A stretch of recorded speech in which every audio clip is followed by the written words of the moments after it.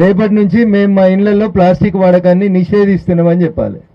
పొద్దుగాలైతే పాల ప్యాకెట్ దగ్గర నుంచి మొదలుకుంటే కూరగాయలు మటను మేము తిన్నప్పుడు మజ్జిగ చూపిస్తుంది అక్క, మజ్జిగ కవర్ కూడా ప్లాస్టిక్ కవరే. ఇట్లా ప్రతి దాంట్లో ప్లాస్టిక్ని తీసుకొని వచ్చి తెలియకుండానే మనం మన ఇంట్లోకి క్యాన్సర్ కారక క్రిముల్ని మన ఇంట్లోకి మనమే తెచ్చుకుంటా ఉన్నాం. మొన్నటిదాకా పేపర్లలో రాదురు డయాబెటీస్కి పుట్టినీళ్ళు లాగా తయారైంది, డయాబెటిక్ పేషెంట్లు ఎక్కువ ఉన్న దేశం ఏంటంటే భారతదేశం అని చెప్పేటోళ్ళు. ఈ మధ్య కాలంలో పేపర్లలో రోజు వస్తూ ఉంది ప్రపంచంలో క్యాన్సర్ 1,00,000 మందిని తీసుకుంటే ఎక్కువ మంది క్యాన్సర్ ఎవరికి ఉందంటే పురుషుల కంటే క్యాన్సర్ ఎక్కువగా స్త్రీలలో కనబడుతుంది అని చెప్పి ఈ మధ్యలో ఏ పేపర్ చూసినా ఏ సర్వే చూసినా కనబడతా ఉంది. Mostly breast cancer, cervical cancer తోటి అందరూ బాధపడతా ఉన్నారు.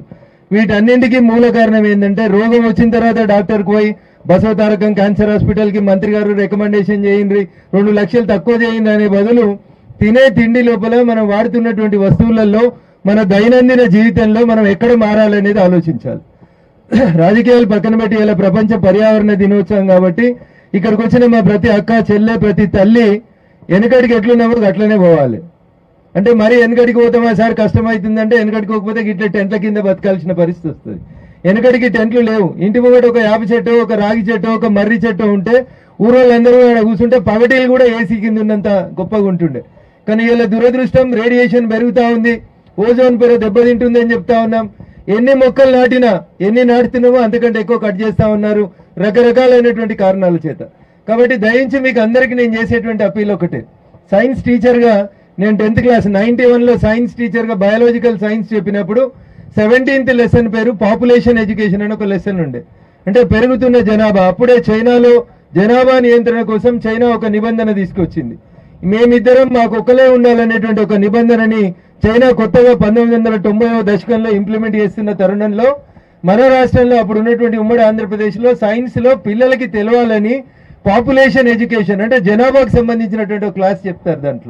దాంట్లో టిఆర్ మాల్తూస్ అనే ఒక రష్యన్ ఎడ్యుకేషనిస్ట్ చెప్తాడు ఏమని, మనం ఎట్లా పెరుగుతున్నాం 2 నెలల 4 నెలల 16 అంటే ఇందాక కలెక్టర్ గారు మాట్లాడుతూ ప్రకృతిని పర్యావరణాన్ని పంచభూతాల్ని కంపేర్ చేసినారు కాబట్టి ఒక లైన్ చెప్తాను నేను దానికి సంబంధించి. మనం మల్టిప్లై అవుతా ఉంది ఎట్లా 2 × 2 4 4 × 4 16 మల్టిప్లై అవుతున్నాం. కానీ మనకు కావాల్సిన భూమి పెరుగుతుందా, అంతా మనకు కావాల్సిన గాలి పెరుగుతుందా, మనకు కావాల్సిన నీరు పెరుగుతుందా అనేది ఒకసారి ఆలోచించాలి. వెనకడికి మరిపడకపోతే ప్రతి ఇంటి ముంగట ఒక చాగ బావి ఉంటుండేనా, బావిలోకి వెళ్ళి నీళ్ళు ఈజీగా చదువుకునేటోళ్ళం. ఇలా ప్రతి ఇంటి ముంగట 500 ఫీట్లు వేస్తే కూడా బోరింగ్లో నీళ్ళు వస్తలేవు, భూగర్భ జలాలు పడిపోయినాయి అంటున్నాం. రాత్రిపూట ఎండాకాలం వస్తే అరుగుల మీద పడుకుందాం.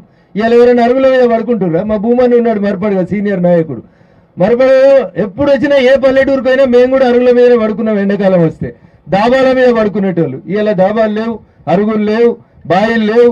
మొత్తం ప్రకృతిని అంతా మనం అంతా డిస్టర్బ్ చేస్తా ఉన్నాం. ఇదంతా ఎందుకు జరుగుతుంది అంటే పెరుగుతున్న జనాభా అవసరాల కోసం ఇండ్లు కావాలి, రోడ్లు కావాలి. పెరుగుతున్న జనాభా అవసరాల కోసం ఇన్ఫ్రాస్ట్రక్చర్ అవసరం కాబట్టి ప్రకృతిని ఎక్కడికక్కడ విధ్వంసం చేస్తా ఉన్నాం. మరి పెరిగిన అవసరాలను దృష్టిలో పెట్టుకొని ఉన్న భూమిని ఎట్లా కాపాడుకోవాలి, సాయిల్ ఎరోజన్ రాకుండా ఎట్లా చూసుకోవాలి, భూగర్భాన్ని ఎట్లా కాపాడుకుంటే అది మనల్ని కాపాడుతుంది అనే విషయానికి వచ్చినప్పుడు మనమందరం ఆలోచించాల్సింది ఏంటంటే అందరూ 6 నెలలకు ఒకసారి హాస్పిటల్కి పోయి చెకప్లు చేసుకుంటారు, హెల్త్ కార్డుని తెచ్చుకుంటారు, ఆయుష్మాన్ భారత్లు, ఆరోగ్యశ్రీలు రకరకాల స్కీములు తెచ్చి దవాఖానకు పోయినప్పుడల్లా చెకప్ చేసుకుంటారు. అట్లా షుగర్ ఫ్యాక్టరీలు అన్ని తగ్గిపోయినాయి జిల్లాలో. నిజాం షుగర్ ఫ్యాక్టరీ లాంటి ఫ్యాక్టరీలు పోయినాయి. చెరుకు వేస్తలేం, వేస్తుర్రా చెరుకు? ఎవరైనా సిద్దిపేట జిల్లాలో ఏంటంటే చెరుకు కనబడుతుందా? బెల్లం వండేటోళ్ళు ఎవరైనా కనబడుతున్నారా? కనబడతలేరు. కాబట్టి సవినయంగా విజ్ఞప్తి చేస్తూ ఈ రోజు ప్రపంచ పర్యావరణ దినోత్సవం సందర్భంగా మీరందరూ నిజంగా అనుకుంటే సిద్దిపేట ప్లాస్టిక్ రహిత సిద్దిపేటగా మారాలంటే మీ అందరి చేతిలోనే ఉంటుంది. నేను ఒక్కని అయితే ఏమైతుంది సార్ అని అనుకోకూరు. ఆ ఒక్కొక్కరు కలిసి నడిస్తేనే మొత్తం సిద్దిపేట జిల్లా లోపల ప్లాస్టిక్ లేకుండా అవుతుంది. ఆ ప్లాస్టిక్ లేకుండా కావాలి అంటే ఏం చేయాలి మనం? ఆదివారం మేము చిన్నగా ఉన్నప్పుడు మా అమ్మ మటన్ తీసుకురాపో బిడ్డను స్టీల్ డబ్బా ఇచ్చేది. స్టీల్ డబ్బా తీసుకుపోయి మటన్ చికెన్ కొనుక్కొని డబ్బాలో పెట్టుకొచ్చేటోళ్ళం. ఇప్పుడు మీరు మీ కొడుకు మటన్ తీసుకురాపో బిడ్డని నోట్లకి వెళ్ళి మాట అయిపోయే కంటే ముందే కాంపౌండ్ లోపలనే గేట్ కిక్ కొడతాడు మీ కొడుకు. మోటార్ సైకిల్ నడవాడు మార్కెట్ దాకా, మోటార్ సైకిల్ కిక్ కొడతాడు. అది గేటు కూడా తీయడు, మోటార్ సైకిల్ తోటే నొక్కుంటూ పోతాడు. ఆడికి పోయినాక వాడు ఒక సంచులు వేస్తాడు, నీళ్లు కారుతాయి, 2వ సంచి వేస్తాడు, ఇటు పల్టాయించి అటు పల్టాయించి 3 నల్ల సంచులు ఇచ్చి తోలిస్తాడు. మా అక్క ఏం చేస్తుంది? ఇంటికి రాగానే ఉల్లిపాయ పొట్టు, ఆ మిరపకాయల కాడలు, ఇంకా కొత్తిమీర కాడలు ఇవన్నీ చెత్తంతా చేసి ప్లాస్టిక్ కవర్లో చుట్టి ఇటువంటి చూస్తుంది, ఇల్లు క్లీన్ అయిపోయిందా చూస్తుంది, కిటికీ ఉంటుంది కదా, కిటికీలోకి వెళ్ళిపోయి పక్కనున్న మోరీలు వేస్తుంది అక్క. అయిపోయింది, అక్క డ్యూటీ అయిపోయింది, నా ఇల్లు పరిశుభ్రంగా ఉంది. ఇక ఆ మోరి సంగతి మున్సిపాలిటీ వాడు చూసుకుంటాడు. ఇక ఆ ప్లాస్టిక్ భూమిలో కోతలేదు, ఎక్కడికక్కడ పర్యావరణం దెబ్బతింటుంది. నేను ఎందుకు క్షేత్రంలో కూడా ఎక్కడ ఏ నర్సరీ వాళ్ళు కూడా మొక్కల్ని పెంచి ప్లాస్టిక్ లోపల బయటికి కమ్యూనికేట్ చేయకుండా గన్నీ బ్యాగ్స్ వాడే దిశగా అడుగులేయాలని చెప్పి ఈ సందర్భంగా కోరుకుంటూ, మీకు అందరికీ జన్మనిచ్చినటువంటి తల్లిని గుర్తు చేసుకొని ఈ రోజు ప్రపంచ పర్యావరణ దినోత్సవంగా కడుపులో తల్లి మిమ్మల్ని ఎంత గొప్ప కాపాడిందో భూమి మీదకి వచ్చినాక కూడా ఆ తల్లి కాపాడుతూనే ఉంది, ఒక చిన్న పాపని ఎత్తుకొని వచ్చి. అట్లే ఈ భూమి మనల్ని కాపాడాలన్నా, మన భావి తరాల్ని కాపాడాలన్నా ఆ తల్లిని గుర్తు చేసుకొని ఆ తల్లి పేరు మీద మాకి నాంపే పేడని మీరు ఇంటికి పోయాక చెట్టు పెట్టుర్రి. మీ ఇంటి జాగలో కాంపౌండ్ లో ఎంత జాగ ఉంటే అంత ఒకటి పెట్టుర్రి. పల్లెటూర్లలో అయితే ఎకరాలకు ఎకరాలు జాగాలు కనబడతా ఉంటాయి. స్కూళ్ళు, లైబ్రరీలు, గ్రంథాలయాలు, మార్కెట్ కమిటీ చైర్మన్లు అంటే వడ్లు కొనుడు మక్కలు కొనుడే కాదు, మార్కెట్ కమిటీకి వచ్చిన రైతులు పడుకునేందుకు నీడు ఉంటలేదు, ఆడ రేకుల చెట్లు వేస్తున్నారు. కనీసం ఏడ జాగుంటే ఆడ కొన్ని చెట్లు పెట్టేటువంటి కార్యక్రమాన్ని ఒక ఉద్యమంలాగా తీసుకోవాలి. సిద్దిపేట జిల్లా కలెక్టర్ గారు ఇందాక చెప్పినారు, నేను సిద్దిపేట జిల్లాలో 17 లక్షల మొక్కలు పెడదామని అనుకుంటున్నా అని చెప్తా ఉన్నారు. ఒక నేషనల్ హైవే ఉంది మనకి, మెదక్ నుంచి సిద్దిపేట మీదుగా ఎలకతుర్తి దాకా ఒక నేషనల్ హైవే ఉంది. మంత్రి గారికి నేను చేసే విజ్ఞప్తి, నేను ఒక స్కీమ్ కింద దాన్ని తీసుకొని నేషనల్ హైవేలో గడ్కరీ గారిని ఒప్పించి ఒక పథకం తీసుకొస్తా ఉన్నాం.